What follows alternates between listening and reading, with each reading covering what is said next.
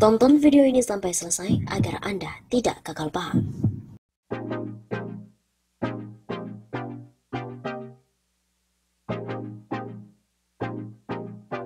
Korupsi dana bansos. Setelah anak Pak Lurah, kini pun muncul istilah madam yang diduga merupakan petinggi PDIP. Jatah madam bebas potongan. Dari 1,9 juta paket bansos, ex-Menteri Sosial Juliari Batubara hanya mengutip fee yang 600.000 paket. Kutipan 1,3 juta paket disebut merupakan jatah seorang petinggi elit PDIP. KPK pun menggeledah 5 perusahaan penyedia bansos penanganan COVID-19 di Kementerian Sosial pada pekan lalu. Kelimanya adalah PT Anomali Lumbung Arta, PT Famindo Meta Komunika, PT Misail Cahaya Berkat, PT Junatama Fudia Kreasindo, dan PT Dwi Mukti Graha Elektrindo.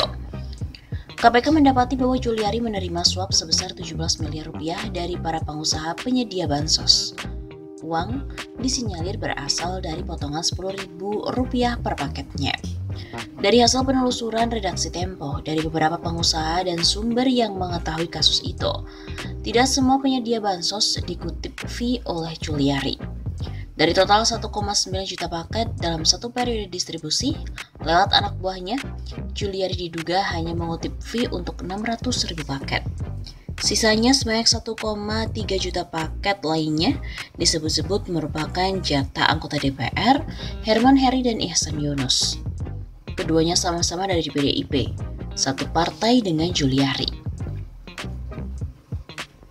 Dari jumlah paket tersebut, perusahaan yang terafiliasi dengan Herman mendapatkan kuota paling banyak, mencapai 1 juta paket.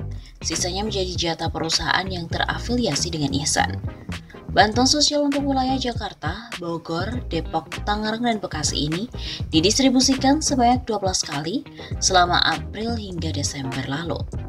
Total santunan sebanyak 2,28 juta paket dengan anggaran 6,8 triliun rupiah. Setiap periode disalurkan 1,9 juta paket bansos.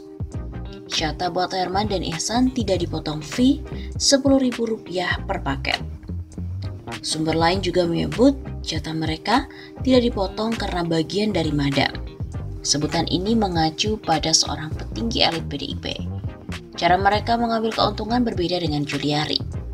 Sekjen Hasto Kristianto membantah partainya terlibat kasus korupsi bansos tersebut.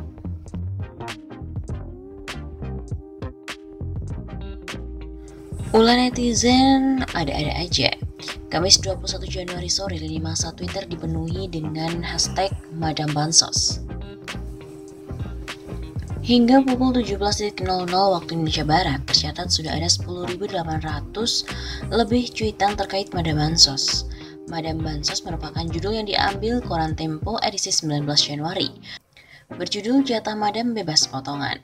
Pendakwa Ustadz Tengku Zulkarnain juga ikut berkomentar terkait tagar Madam Bansos itu. Deklarator kami, Koalisi Aksi Menyelamatkan Indonesia, awalnya menyebut anak lurah hingga madam dalam kasus dugaan korupsi bansos. Kasus bansos kemarin, kalau anak lurah semua orang sudah tahu siapa, tapi kalau madam siapa ayo? Tak jelas siapa yang dimaksud anak Pak Lurah dan madam oleh Tengku Zul. Dia yang meminta KPK membongkar kasus yang melibatkan keduanya. Berani nggak KPK dan tangkap anak lurah serta madam jika memang terlibat? Berani? Di unggahan lainnya, ia juga menyinggung para pemegang kekuasaan di Indonesia untuk menjalankan amanah sebaik-baiknya. Di unggahan terbaru, ulama kelahiran Kota Medan itu menyindir para pembesar negara yang melakukan tindakan korupsi. Ya Allah, jika ada para pembesar negara ini yang mengaling uang rakyat dan mengkhianati amanah, berilah hidayah agar mereka taubat sebelum mati. Jika para koruptor itu tak tobat atau mendapatkan hidayah, Tengku Zul mendoakan mereka mendapat azab.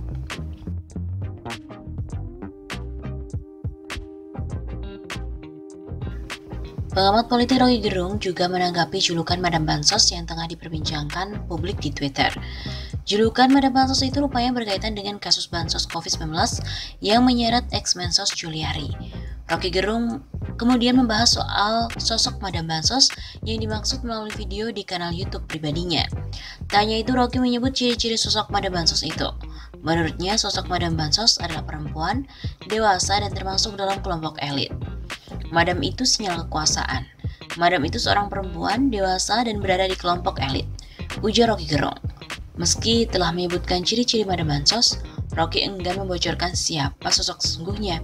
Selain itu, Rocky meminta agar sosok Madam Bansos itu tak diungkap lebih dulu. Saya ingin KPK, Tempo jangan buka dulu.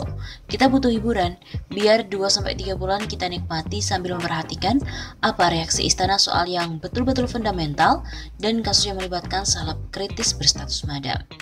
Di samping itu, Rocky paham apabila publik penasaran dengan sosok Madam Bansos.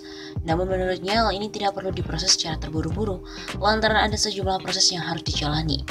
Sebelumnya, RG juga sempat mengucapkan selamat ke PDIP karena mengumpulkan medali koruptor terbanyak. Di awal videonya, kolumnis Hersubino Arif menjelaskan 3 penghargaan muri yang didapat PDIP, yakni prosesi HUT ke-48 tahun dengan peserta daring terbanyak, penanaman pohon terbanyak oleh anggota parpol dan tumpang terbanyak. Selain itu, Hersubino turut menyebutkan usulan menarik dari publik tentang penambahan rekor bagi PDIP.